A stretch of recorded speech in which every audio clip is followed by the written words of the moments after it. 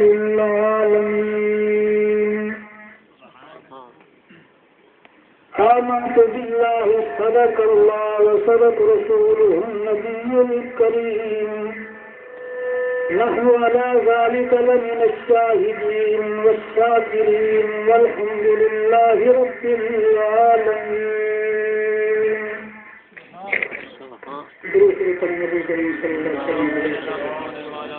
اللهم صل على محمد وعلى آل محمد كما صليت على إبراهيم وعلى آل إبراهيم إنك حميد مجيد.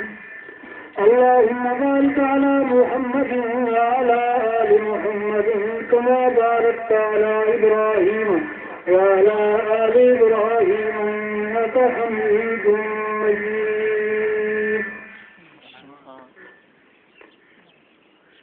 نہ جب تھا نہ اب ہے نہ ہوگا میسر، نہ جب تھا نہ اب ہے نہ ہوگا میسر، شریک خدا اور جواب محمد صلی اللہ علیہ وسلم.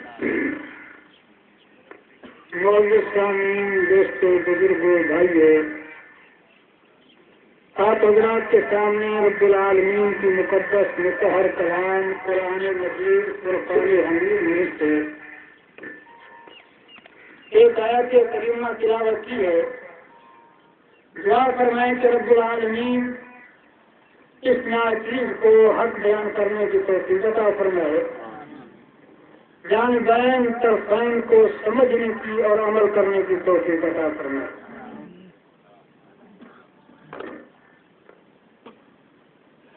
اللہ رب العزت نے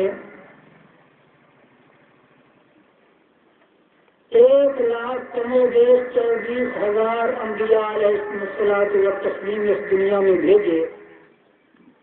ہر پیغمبر نے اپنے اپنے وقت کے اندر ڈیوٹی ادا کی. سب کے آخر میں امام الانبیاء سرتاج رسول رحمت عالم صلی اللہ علیہ وسلم تشریف لے آئے تو رب العالمین نے فرمایا کہ وما ارسلناک الا رحمۃ للعالمین، محبوب میں نے آپ کو جہانوں کے لیے رحمت بنا کے بھیجا. حضور علیہ السلام کے کمالات مجموعی طور پر 2 قسم کے ہیں.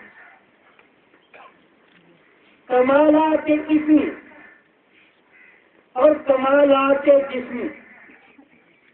اسمی کمالات کا مطلب یہ ہے کہ آپ کے نام مبارک کے ساتھ جو تعلق رکھتے ہیں، اور وہ کمالات جسمی ہیں جو آپ کے جسم اطہر سے تعلق رکھتے ہیں.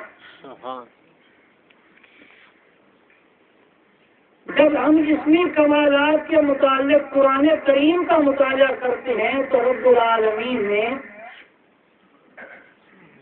جہاں کہیں بھی دوسرے انبیاء علیہ الصلوۃ والتسلیم سے خطاب فرمایا رب العالمین نے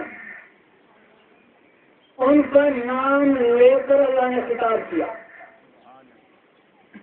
اور جب آمنہ کے لال عبداللہ کے در یتیم سید الاولین والآخرین کا نمبر آیا، رات کی باری آئی، رب العالمین نے نام لے کر خطاب نہیں کیا بلکہ القاب ذکر کیے، القاب کے ساتھ آپ کو مخاطب کیا. تو گویا کہ رب العالمین نے یہ بات امت مسلمہ کو تعلیم دی ہے کہ دیکھو میں خدا ہوں، میں مالک ہوں، اس کے باوجود میں آمنہ کے لال کا نام لے کر خطاب نہیں کر رہا. اس سے جب بھی گفتگو کرتا ہوں اس کے ساتھ، جب بھی اسے مخاطب کرتا ہوں تو میں اس کے القاب ذکر کرتا ہوں. تو تمہیں بھی اس چیز کی اجازت نہیں ہے کہ نام لے کر کے میرے پیغمبر کو بلاؤ. مثال کے طور پر آدم علیہ السلام کو اللہ نے خطاب فرمایا تو کیا فرمایا؟ یا آدم اسکن انت وزوجک الجنہ، اے آدم تیرا اور تیری زوجہ کا ٹھکانہ جنت ہے. ابراہیم علیہ السلام کو خطاب فرمایا یا ابراہیم کب صدق کر لو، یا اے ابراہیم تو نے اپنے خواب کو سچا کر دکھایا. اسی طرح موسیٰ علیہ السلام کو خطاب کیا تو رب العالمین نے فرمایا کہ مماکن کا بھی امین کا یا موسیٰ، اے موسیٰ تیرے ہاتھ میں کیا ہے؟ جب نوح علیہ السلام کو خطاب کیا تو اللہ نے نام لے کے خطاب کیا، یا نوح، اے نوح، کشتی سے سلامتی کے ساتھ اتریے۔ مقصد یہ ہے کہ جس پیغمبر کو بھی رب العالمین نے خطاب کیا ہے تو اس کا نام لے کر خطاب کیا، لیکن جب رحمت عالم صلی اللہ علیہ وسلم کی بات آئی تو رب العالمین نے کہا یاسین والقرآن الحکیم، کہیں فرمایا یا ایھا المزمل قم اللیل الا قلیلا، کہیں فرمایا کہ یا ایھا المدثر، اے کمبل اڑھنے والے۔ مقصد یہ ہے کہ رب العالمین نے جہاں بھی رحمت عالم صلی اللہ علیہ وسلم کو مخاطب کیا تو کس سے؟ القاب کے ساتھ۔ کہیں فرمایا نون والقلم، کہیں فرمایا لا اقسم بہذا البلد، القاب کے ساتھ، کیونکہ رحمت عالم صلی اللہ علیہ وسلم کا جو مقام ہے وہ دنیا میں کسی کا بھی خدا کے بعد۔ علماء دیوبند کا یہ عقیدہ اور نظریہ ہے کہ خدا کے بعد اگر کسی کا مقام ہے تو وہ آمنہ کا لال ہے۔ وہ کون ہے؟ آمنہ کا لال ہے صلی اللہ علیہ وسلم۔ دنیا کے اندر حضور علیہ الصلوۃ والسلام جیسا پیغمبر آیا نہیں، دنیا کے اندر حضور علیہ الصلوۃ والسلام جیسے صحابہ کسی کو ملے نہیں، دنیا کے اندر حضور علیہ الصلوۃ والسلام جیسی ازواج مطہرات کسی پیغمبر کو ملی نہیں، کیونکہ ان کا مقام اتنا اعلیٰ ہے کہ اس کے مقام کا جب پیغمبر کے مقام کا مقابلہ کوئی نہیں کر سکتا تو پیغمبر کے اصحاب ازواج کا مقابلہ بھی کوئی بھی نہیں کر سکتا۔ دوسری طرف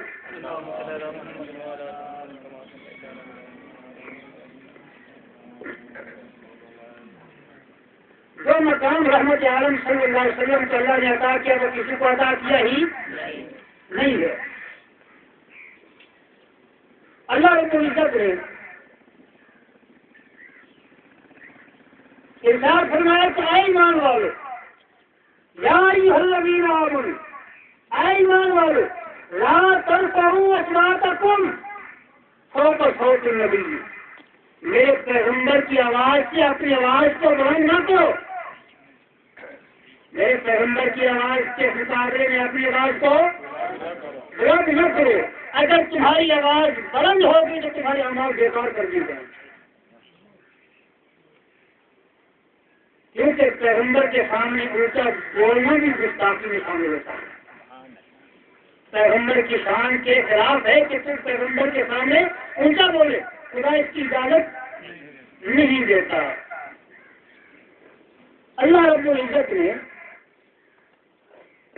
جہاں اس چیز کا ذکر فرمایا اور ساتھ ہی فرمایا کہ جو لوگ اپنی آواز کو میرے پیغمبر کے سامنے پست رکھتے ہیں، فرمایا کہ یہ لوگ بڑے کامیاب لوگ ہیں، ان کے لیے مغفرت بھی ہے، اجر عظیم بھی ہے۔ ایک صحابی ہے، ان کی آواز قدرتی طور پر اونچی تھی، جب یہ آیت نازل ہوئی وہ گھر میں بیٹھ گئے، مسجد میں نہیں جا رہے، پیغمبر کی مجلس میں نہیں جا رہے، پیغمبر کے پاس بیٹھ نہیں رہے۔ رسول رحمت عالم صلی اللہ علیہ وسلم نے فرمایا کہ پتہ کرو بیمار تو نہیں ہے، کیا وجہ ہے کہ مسجد میں نہیں آ رہے؟ صحابہ نے پتہ کیا کہ میں رو کے کہنے لگا یار بیمار تو نہیں ہوں، اس کی وجہ یہ ہے کہ میری آواز اونچی ہے۔ اللہ نے فرمایا کہ اگر تم میرے پیغمبر کے سامنے اونچا بولو گے، تمہاری آواز بلند ہو گئی تو پھر اللہ فرماتے تمہارے اعمال بھی ضائع ہو جائیں گے، میرے تو ایمان کا بھی مجھے خطرہ نظر آ رہا ہے، میری آواز قدرتی طور پر بلند ہے۔ انہوں نے آ کے صحابہ نے رحمت عالم صلی اللہ علیہ وسلم کو بتایا، رحمت عالم صلی اللہ علیہ وسلم نے فرمایا اسے تو کہ اللہ کا مطلب یہ فرمانے کا کہ تم خود آواز کو بلند نہ کرو، تیری تو قدرتی طور پہ بلند ہے، تیرے لیے یہ بات نہیں ہے تو آیا تھا۔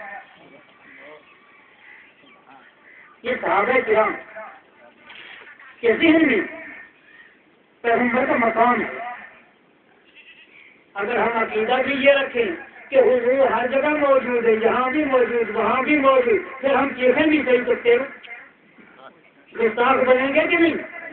جی بھائی سمجھنے کی بات ہے، بے فرض ایک آدمی یہ عقیدہ رکھتا ہے کہ حضور صلی اللہ علیہ وسلم یہاں موجود ہیں، پھر وہ سپیکر میں چیختا بھی ہے چلاتا بھی ہے تو یہ پیغمبر کا گستاخ بنے گا کہ نہیں بنے گا؟ جی بنے گا۔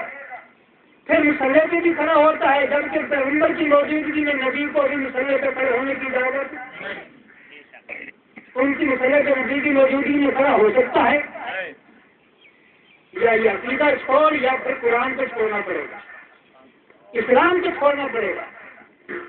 تو میرے بھائی، عرض کرنے کا مقصد یہ ہے کہ اللہ نے پیغمبر کے ادب کا، احترام کا سبق دیا ہے۔ اگر پیغمبر کی ذات پر تنقید ہوگی تب بھی ابو جہل بنے گا، کافر بنے گا۔ اگر پیغمبر کی ازواج پہ تنقید ہوگی تب بھی بے ایمان بنے گا کہ نہیں بنے گا؟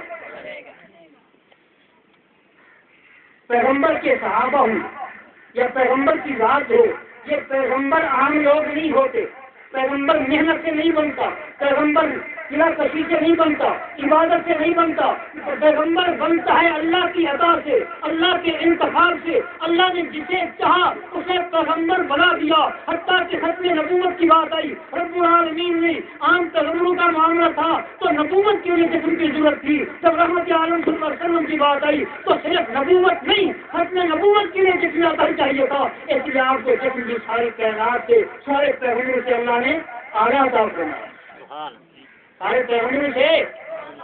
بات سمجھ نہیں آ رہی، ایسا بولتے کم از کم، چلو ایسا نہیں بولتے، سبحان اللہ کہہ دیں پتہ چلے بات سبحان اللہ۔ تو سارے پیغمبروں کے جسم سے بھی اعلیٰ جسم رحمت عالم صلی اللہ علیہ وسلم کو عطا ہوا۔ اگر کوئی آدمی میرے اور تمہارے آقا سرتاج رسول امام الانبیاء صلی اللہ علیہ وسلم کی توہین کرے یا آپ کی سامنے نازیبا الفاظ استعمال کرے، گھٹیا مثالیں لے آئے، تو یہ گستاخی ہوگی کہ نہیں ہوگی؟ جی ہوگی۔ میرے اکابر دیوبند کا عقیدہ ہے کہ اگر کوئی آدمی رحمت عالم صلی اللہ علیہ وسلم کی شان کے اندر گھٹیا قسم کا لفظ کو استعمال کرتا ہے تو وہ آدمی گستاخ بنتا ہے، در اسلام سے خارج ہو جاتا ہے۔ آج سے 1400 سال پہلے غزوہ تبوک کے موقع پر ایک بے ایمان نے واپسی پر یہ بات کہی، لئن رجعنا الی المدینہ لیخرجن الأعز منها الأذل، جب ہم مدینہ کو لوٹیں گے تو عزت والا ذلیل کو نکال دے گا، عزت والا ذلت والے کو نکال دے گا۔ اس رئیس المنافقین ابن ابی کا نظریہ یہ تھا، اپنے آپ کو عزت والا کہہ رہا تھا، آمنہ کے لال کی طرف ذلت کی، ذلیل ہونے کی نسبت کر رہا تھا۔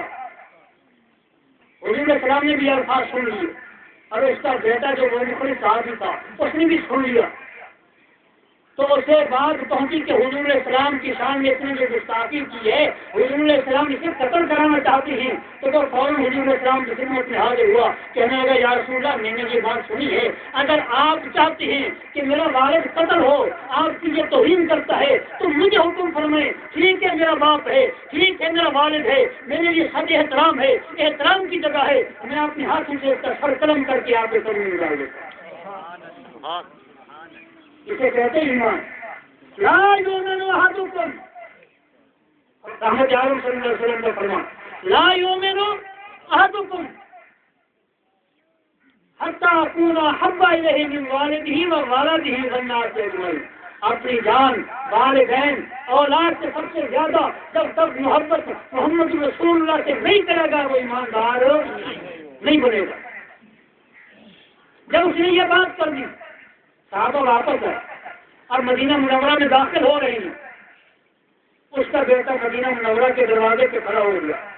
پہلے دور میں شہروں کے ارد گرد حفاظتی دیواریں ہوتی تھی، گیٹ لگے ہوتے تھے، آپ کبھی ملتان گئے ہیں، حرم گیٹ، لوہاری گیٹ، فلان گیٹ، یہ دیواریں تھی، جو دیواریں تھی ان کے اندر یہ گیٹ لگے ہوئے، ایسے لوگ باہر جاتے تھے اپنی حاجات کی۔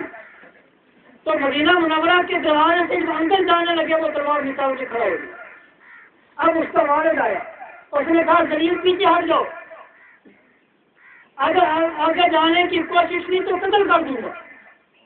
اس نے چیخو پکار کی یار میرا بیٹا ہے یہ کیا کر رہا ہے میرے ساتھ, مجھے ان کے اندر داخل نہیں ہونے دیتا, گھر نہیں جانے دیتا. اس نے کہا تو نے خود کہا کہ عزت والا ذلت والے کو نکال دے گا, عزت والے تو چلے گئے, اب ذلیل تو ہے اس لیے تو اندر داخل نہیں ہو سکے گا, اگر داخل ہوا تو قتل کر دیں. یہ ہے ایمان صحابہ کا. ایسا ایمان لاؤ, ایسے ایمان کی ضرورت ہے. 1400 سال پہلے ایک نے یہ بات کی اور ایک نے 14ویں صدی میں بات کی. ایک نے 1400 سال پہلے اور ایک نے 14ویں صدی کے اندر یہ بات کی. کہتا کیا ہے ذرا اس کو آپ اس کے لفظ کی سنیں.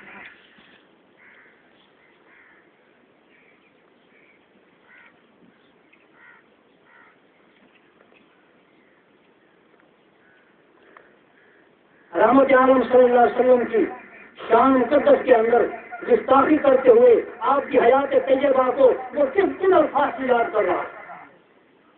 کہتا ہے کثرت بعد قلت پہ اکثر ضرور, کثرت بعد قلت پہ اکثر ضرور, عزت بعد ذلت پہ لاکھوں سلام. عزت کے مقابلے میں ذلت کے لفظ استعمال کیے. سفر یہ کتاب ہدایت کے بخش, اس کا صفحہ 140, ہدایت کے بخش کا صفحہ 140. اس نے عزت کے ساتھ ذلت کی نسبت کی رحمت عالم صلی اللہ علیہ وسلم کے دور کی طرف. مکی دور کو ذلت کے ساتھ تعبیر کیا ہے کہ حضور اسلام کا مکی دور ذلت کا دور ہے. یہ گستاخی ہے کہ نہیں جی؟ اور سیاوی جی اپنے گھر کی خیر خبر لو, یہ مولوی احمد اللہ کون ہے؟ تیرا اعلیٰ حضرت ہے. اور کون اعلیٰ حضرت ہے اس کی تھوڑی وضاحت کرتا چلوں. یہ مولوی احمد اللہ ہے کون؟ کس گھر کی گھرانے کے اندر اس نے پرورش کی ہے؟ یہ تذکرہ غوثیہ کتاب ہے. یہ کیا ہے؟ تذکرہ غوثیہ. اس کے اندر لکھا ہوا ہے کہ مولانا احمد رضا خان کا والد جو تھا یہ لکھنؤ کے نواب کے ہاں وزیر تھا. اڈے چلانے والوں کا, چکرے چلانے والوں کا, جو فیصلہ اور اڈے ہوتے ہیں, یہ ان کا افسر تھا. شاید آپ کہیں گے کہ وہ شہر میں سے کتاب دکھا کی رکھی ہے. اس کا صفحہ 243 ہے. اور اس نے کہا جس کو یہ منصب چاہیے, جو چکروں کا افسر بننا چاہتا ہے, یہ میرا وزیر ہے علی نقی خان جناب, اس سے جا کر کے وہ منصب لے لو. میں ایک دن کتاب کا مطالعہ کر رہا تھا, یہ کتاب دیکھا شاہ احمد رضا. اس کے صفحہ 26 پر لکھا ہے کہ اعلی حضرت 5-6 سال کی عمر میں باہر نکلے تو بازاری عورتیں جا رہی تھی. کون جا رہی تھی؟ بازاری عورتیں. اعلی حضرت نے شلوار یا کچھ نہیں پہنا ہوا تھا, صرف لمبا کرتا ہی ایک ہی تھا. تو اعلی حضرت نے جو ہی ان کو دیکھ کر کرتا اٹھایا اور انہیں کرا دیا. انہوں نے کہا وارے میاں واہ, جو چھپانے کی چیز وہ ظاہر کر دی, جو ظاہر کرنے کی چھپا دی. جو ظاہر کرنے کی چیز وہ تم نے چھپا دی, جو چھپانے کی چیز تم نے ظاہر کر دی. کہنے لگے کہ اعلیٰ حضرت نے فرمایا کہ جناب آنکھ بہکتی ہے تو دل بہکتا ہے, دل بہکتا ہے تو صدر کا مزاج بگڑتا ہے. حد ہو گئی. یہ اعلیٰ حضرت ہے. اس نے جس گھرانے میں پرورش پائی ہے, یہ تو آپ جانتے ہیں کہ بچہ جو ہے, بچہ وہی بات کرتا ہے جو بڑے کو کرتے دیکھتا ہے, وہی کرتوت کرتا ہے جو بڑا کرتوت کر رہا ہو. جس گھرانے میں پرورش ہوئی ہے اس گھرانے کے مطابق ہی تو اس نے بات کرنی تھی نا. بازاری عورتیں شریف معلوم نہیں ہوتی ہے جی, تو معلوم ہوتا ہے کہ یہ اسی محلے کا فرض ہے. اس لیے اسے کیا معلوم کہ جیت کیا ہے. جس جماعت کا یہ اعلیٰ حضرت ہو, اس کردار کا مالک ہو, عورتوں کو دیکھے تو کپڑا اٹھا کے منہ پہ رکھ لے, جناب اندر بالکل ننگا ہو جائے, تو اس کے متعلق خیر خائی اور اچھائی کی کون سی امید رکھی جا سکتی ہے. اس کتاب کا سبق 26. 26 کے اندر یہ لکھتا ہے کہ اعلیٰ حضرت کا بچپن میں تقویٰ، دیکھیں آپ، بچپن میں تقویٰ، اور اس کے آگے لکھتا ہے کہ آپ کا بچپن ہر طرح کی آلودگیوں سے مبرا تھا، پاکیزہ تھا۔ جناب 5-6 سال کی عمر تھی کہ ایک لباس، ایک لمبا کرتا زیب تنز کر کے گھر سے باہر تشریف لائے اور چند بازاری عورتوں کا گزر ہوا، آپ نے انہیں دیکھ کر کرتے کا دامن اٹھا کر کے منہ چھپا لیا، اور ایک عورت نے تنزیہ طور پر کہا، واہ میاں صاحب، میاں زادے، منہ چھپا لیا اور شکل کھول دیا۔ آپ نے برجستہ فرمایا، نظر بیٹھتی ہے تو دل بیٹھتا ہے، دل بیٹھتا ہے تو صدر کا مزاج بگڑتا ہے۔ کمال ہوگی جناب یہ اعلیٰ حضرت۔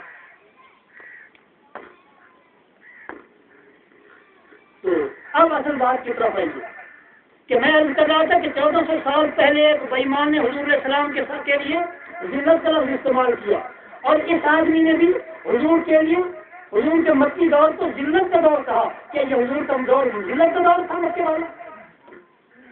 اللہ فرماتی ہے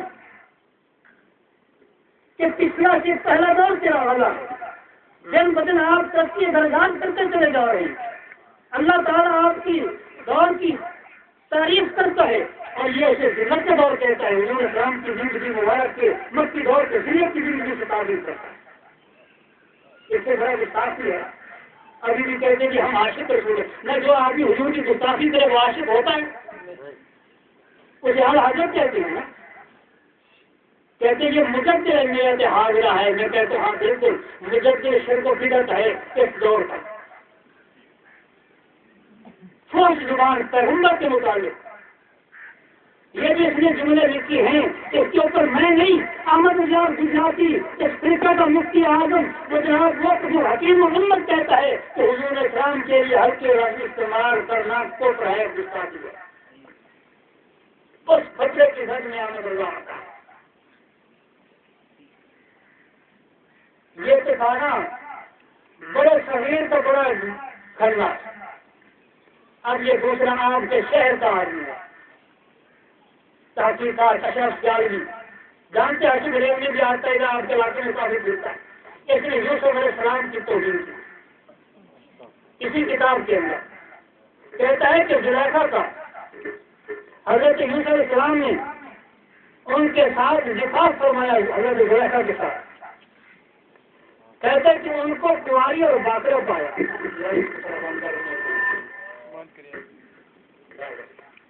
باقرہ اور کنواری اور باقرہ پایا۔ آپ نے ان کے ساتھ ہم بستری فرمائی اور مہر بکارت کو توڑا، اور اس کی بند ڈبیا کی چابی اپنے تر و تازہ یاقوت یعنی رنگ شرمگاہ کو بنایا، اور اس ڈبیا کا قفل کھولا اور اس میں مادہ تولید داخل کیا۔ پیغمبر کی زوجہ جو ہوتی ہے وہ امت کی ماں ہوتی ہے کہ نہیں؟ ہوتی ہے جی، پیغمبر کی زوجہ امت کی ماں ہے کہ نہیں؟ قرآن کہتا ہے ازواجہ امہاتہم۔ جو ماں کے متعلق بیٹا ایسے الفاظ استعمال کرے اسے کیا کہتے ہیں؟ نعرہ تکبیر، شان رسالت، شان صحابہ، علماء دیوبند۔ اس سے آگے ترقی کرتے ہوئے امی عائشہ کے متعلق مولوی احمد رضا خان بریلوی اس کتاب کے صفحہ 26 کے اوپر حضرت عائشہ کی توہین کرتے ہوئے کہتا ہے، بظاہر اور کسی کے لباس سے ان کے لباس کو تشبیہ دیتے ہوئے یہ کہتا ہے کہ تنگ و چست ان کا لباس اور وہ جوبن کا عمر۔ کہ حضرت عائشہ تنگ و چست لباس پہنتے، کہتا ہے کہ اس سے سینہ اور یہ سینے کے لیے جو ہے نا تو جسم وغیرہ بھی باہر نہ جاتے۔ یہ امی عائشہ کے متعلق ہے، اس سے بڑی گستاخی اور کیا ہو سکتی ہے؟ ابھی بھی یہ عاشق رسول ہیں اور جو علماء دیوبند اور نبی علیہ السلام کی عزت پر حرمت پر کٹ مرتے ہیں، کیا وہ ابھی گستاخ رسول ہیں؟